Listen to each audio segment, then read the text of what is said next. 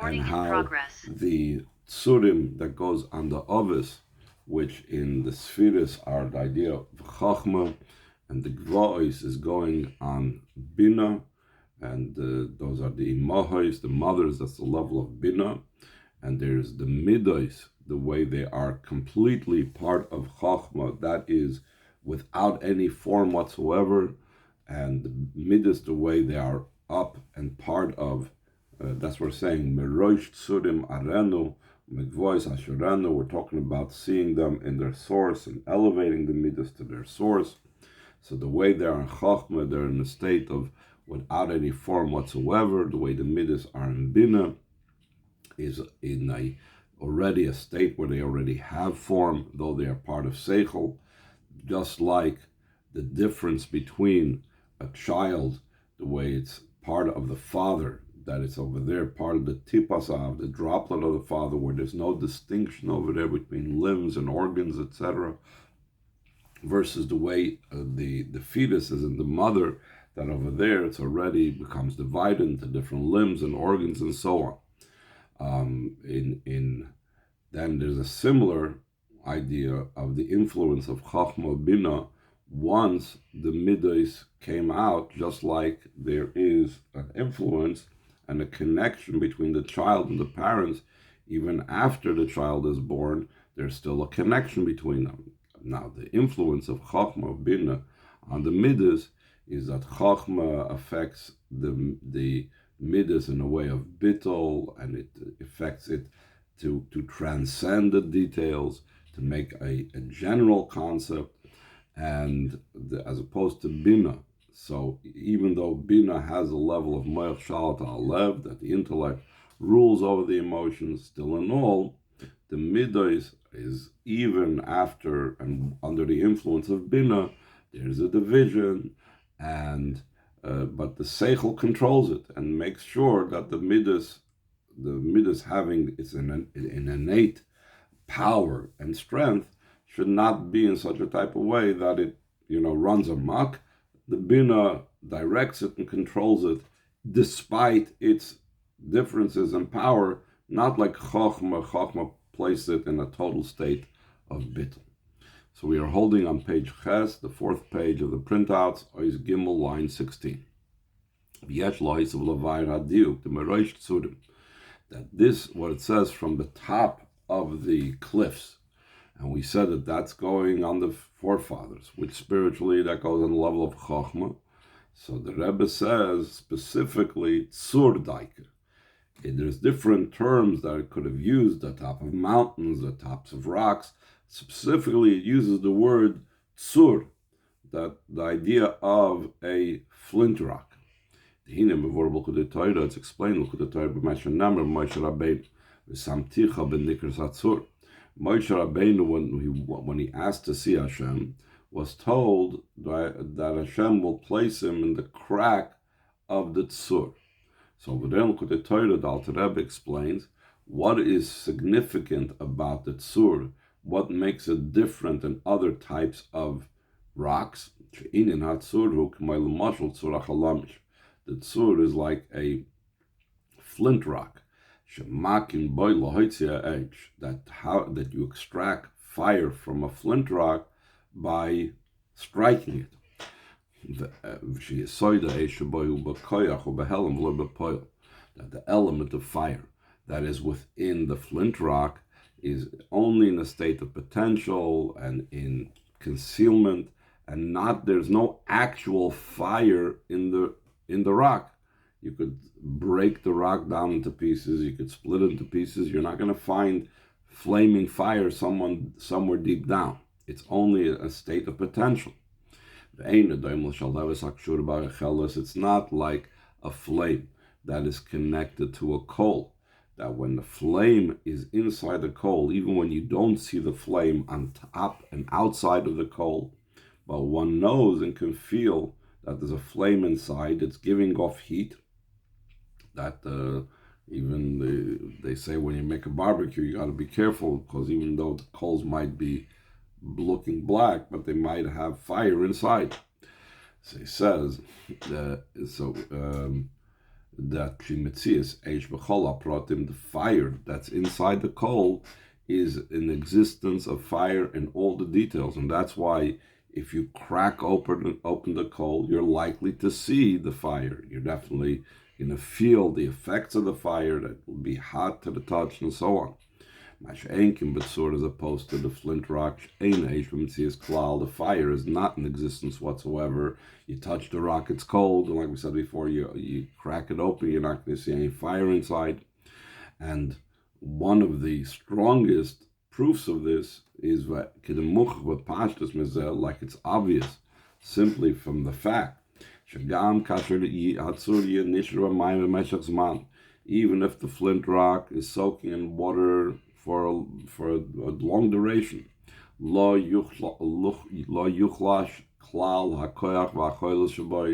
will not at all, the water, the fact that's been soaking in water, will not weaken whatsoever the potential and the capability to bring out a fiery spark, as opposed to a coal that has a flame concealed inside. As soon as you place that coal in water, you've ruined it. The fire inside will become extinguished. How come? What's the difference between the effect of water? Why is there this difference of the effect of water on the flint rock versus on the coal? It's because the fire that's in the coal is an existence of fire in all of its details. As opposed to the flint rock, it's only the potential, the capability to give forth fire. This is the point and the difference between Tzorim and Gvois and Chachma versus Bina. Top of page test. This is also the reason to extract a spark of fire from the flint rock. You need to put in effort and to strike it with strength. As opposed to a flame that's connected with coal.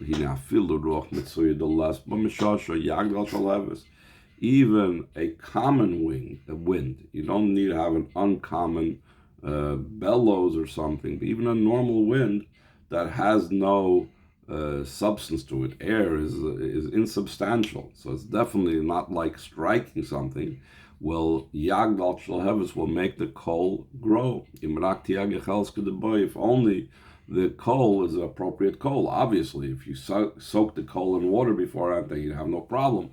Like they tell you when you make campfires, don't leave your campfire around, because even though the coals might look like they're out, but can come a small wind and set a forest ablaze. Unless, what do you do? If you dump a whole bunch of water on top of the coals, then you're safe.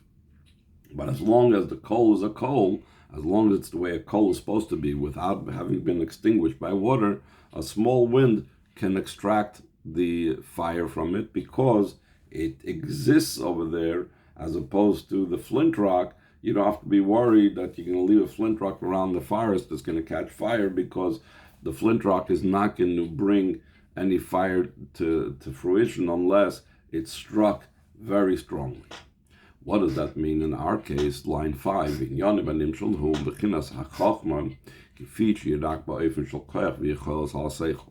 What is the flint rock? That's what we said before. That's the level of the Ovis. The Ovis is the level of Chachma, we said. What is the Chachma? It's only a potential. It's only the capability for an idea. There still is no existence of Seichel. That's why the beginning of Tanya, the Alter Rebbe says that Chachma is koyach ma. It's a power, one says about it, what? It's not substantial. It's not something graspable and identifiable. Since it's something, a level, that is still separated from the idea of intellect, just like the flint rock is not at all any fire in a revealed way. So that you should be able to extract the idea from the level of Chachma, at least in the higher level of Chachma, the state of potential of Chachma. There's a need for putting in effort, and there's a need for toiling, just like by a flint rock. You need to strike it. You can't just, a light breeze will bring out the fire. Because by Chachma, it's the level that's beyond the soul powers, the way the soul powers are revealed, but rather Chachma is Elakafish and Imtsoim Be'etzma Nefesh. Rather, it's the way it finds itself in the essence of the soul. Shesham Einam B'chinas Metzias, that over there in the essence of the soul, the soul powers are not in an existence, just like similar to what we said, that the limbs and organs of the child are not defined and not visible and not recognizable when it's still in the droplet of the father. What does that mean? In our avodah, what avodah results from that level? And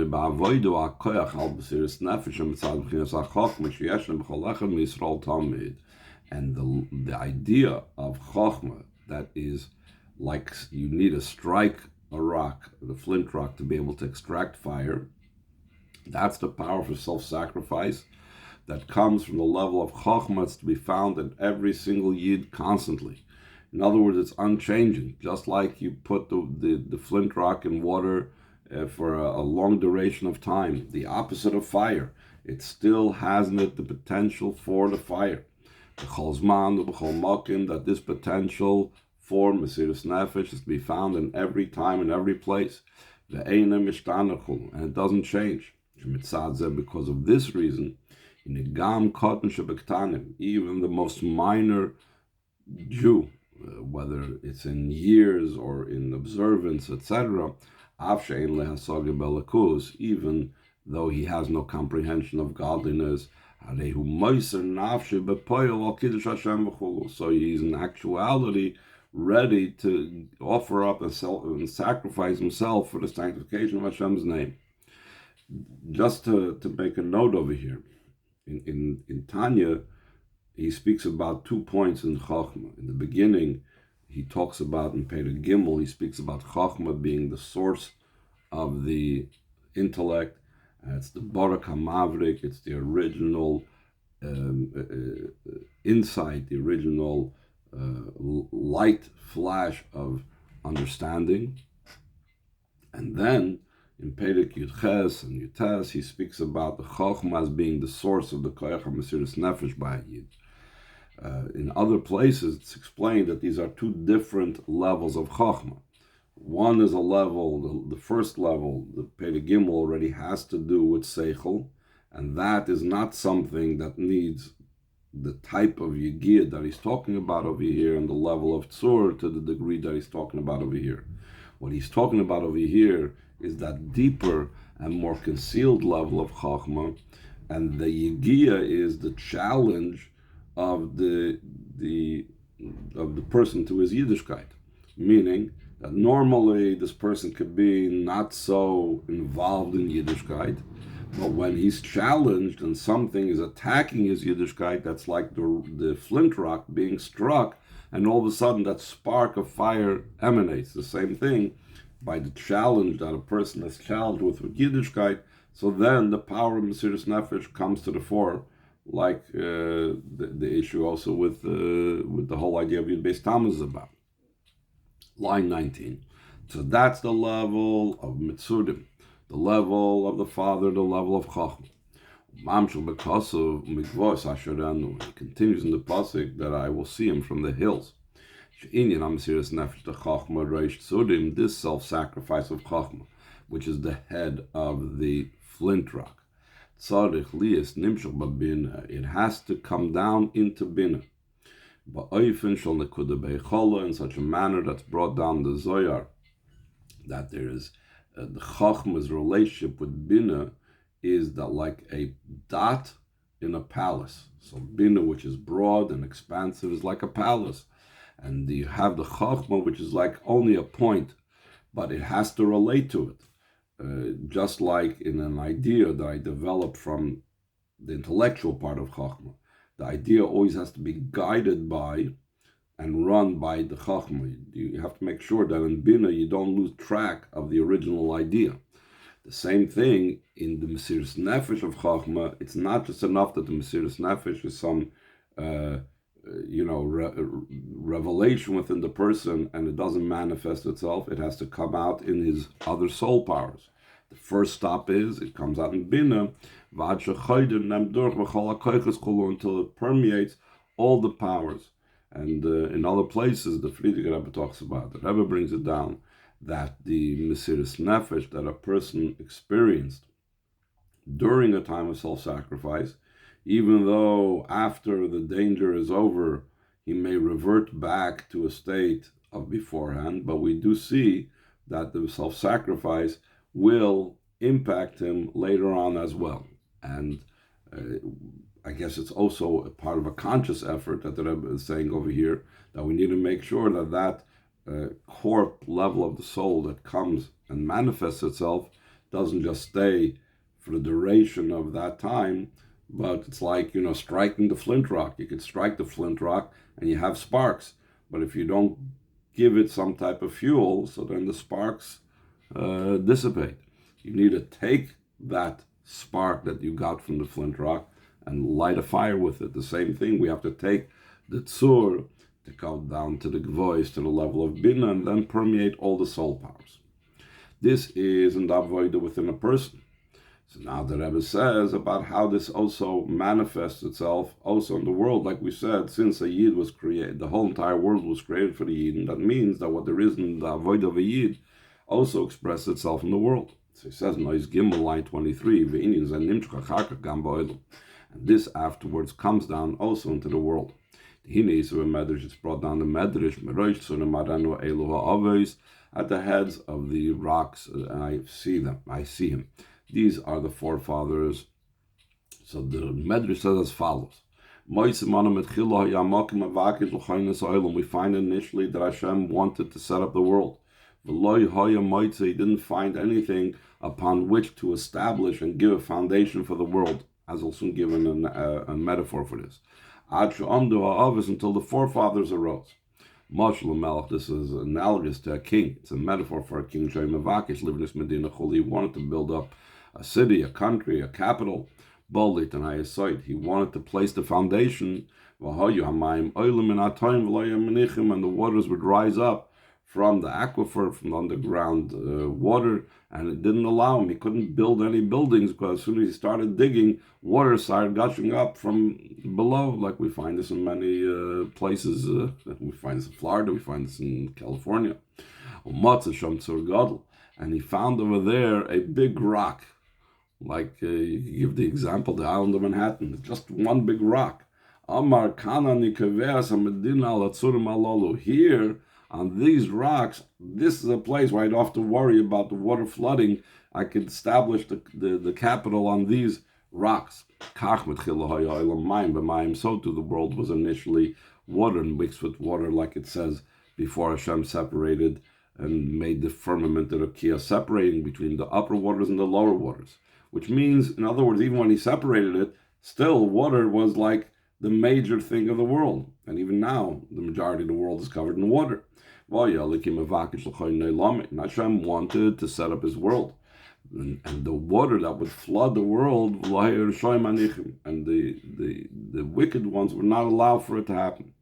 Once the forefathers came and they merited and they did the schusim,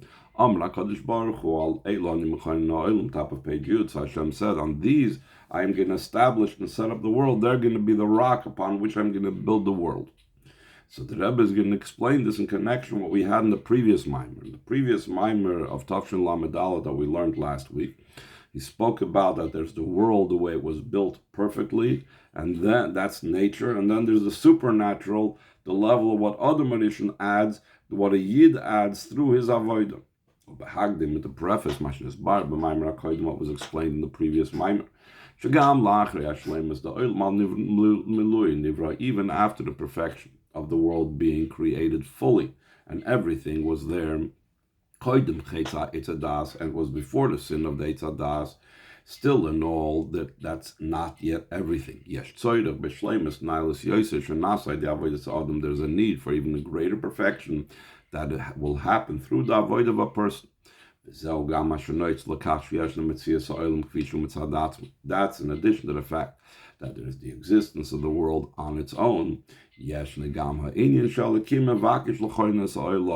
idea of Hashem wants to set up the world. So that's like the two things. The world before Adam Arishan gathered all creation and made them bow down, and the Eibishter setting up the world. That's the avoid that comes afterwards.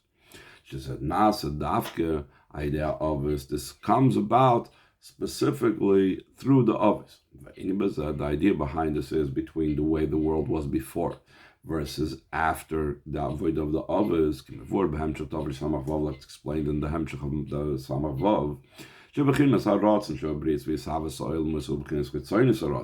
Hashem's will in the creation and coming into being of the world is Hashem's external will.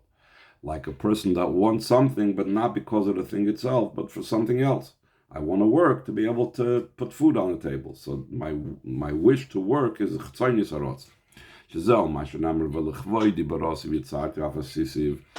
for my glory, for my honor, I created it, I formed him, and I also made him. Which means that the worlds of Bria Tzirasiyah, the entire creation, was made for my glory. But glory is something that's external. It's outside of the person. Indicating that the worlds of Bria Tzirasiyah comes from Hashem's expansion that's outside of his essence. The Malchus of the external will is identified with the external level of Malchus of Ein Sof. But the inner and essential level of Malchus of the Ein Sof, the Malchus before the Tzimtzum, that is the root of where the Yisrael came from. Chitzonius HaMalchus is where the worlds came from. Pnimius HaMalchus where the Yidden came from. That the Yidden are the main intention in the creation and the coming into being of the worlds. That's for the sake of the Yidden, like we mentioned in the beginning of the Maimon. Why? Because they are rooted in Hashem's essence, so therefore in them is the inner intention. Through them, through Yidden is fulfilled the intention that Hashem desired to have a home down here below, which means Hashem's inner will, not the Chitzonius Haratz. And that's the idea that the world needs a foundation, that on it should be set up. And the world on its own has no comparison that Hashem should be interested in it in a pneumistic type of way. Only because of the inner intention that Hashem desired to have a home down here below. That's the foundation and the existence of the world. That's what it means from the heads of the Tzorim, I will see him. I will see them. This is the forefathers. These are the rocks that upon them Hashem sets up the world. Concerning the fathers, the forefathers says, the beginning of the pasuk says, all who are called by my name, for my glory, so the glory, like we said before, that's chitzonius, that's external. My name, that's the forefathers. The Targum explains on this pasuk of Kol HaNikra B'Shmi, Kol Da Begin Avoschain, all that is for the sake of your forefathers, Tzadikaya, the Tzadikim, the Iskri, Shmi Aleim, and that my name was called upon them. Like it says, Alkei Avram, Alkei Yitzchak, Alkei Yaakov. So we see that Hashem's name is associated with the Avos. Meaning, they are rooted in this unique name of Hashem, and they drew down Hashem's essence. And this is not just the others, last page. So to the children after them, that they draw down the essence of Hashem through Torah mitzvahs. That's why it says in the Lashon the Medrash that Elokim wanted to set up the world. Elokim Daika, specifically the name Elokim, Al Derech Bereishis Bar Elokim, similar to why the creation is attributed to Shem Elokim. Ki Elokim u'bechinas ha'helam ha'atzmi dein sof shesham shorish and shams Yisrael. Usually Elokim has to do with nature, but here we're talking about a high concealment, the concealment of Hashem's very essence. And that's what it's talking about, Elokim, Ratzah L'chaynes Olam. And that's the Bereshis Bara Elokim that has to do with Yisrael. Because the root of Neshamas Yisrael is in the essential concealment of Shem Elokim's indication of Hashem's essence.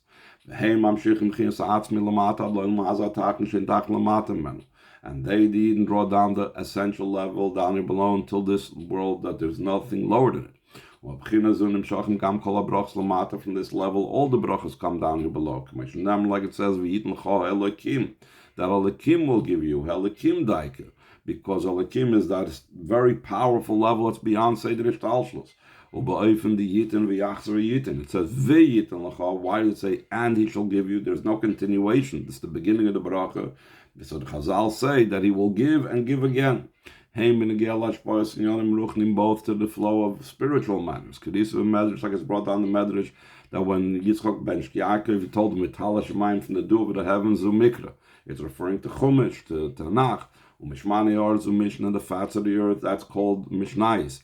Because as we had in other Amarim, that Teresh B'Ksav, that comes L'mayla from the heavens, Teresh B'Peh is like the Oretz that comes L'mayla. And also, the brachas to the Yidden is also also concerning the flow of physical matters. The literal dew of heaven and the fats of the earth,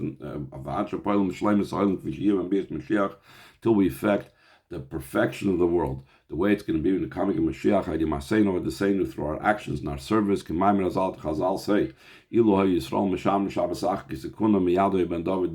Yidden would keep one Shabbos appropriately, immediately Mashiach would come. Like it's brought down the Gemara Sanhedrin, they asked by King Mashiach, when is Mashiach going to come?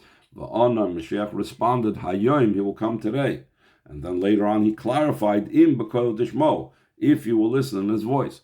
Then the Master will come, in the true and complete redemption through Mashiach Tzidkenu, the Karav Mamish soon, actually.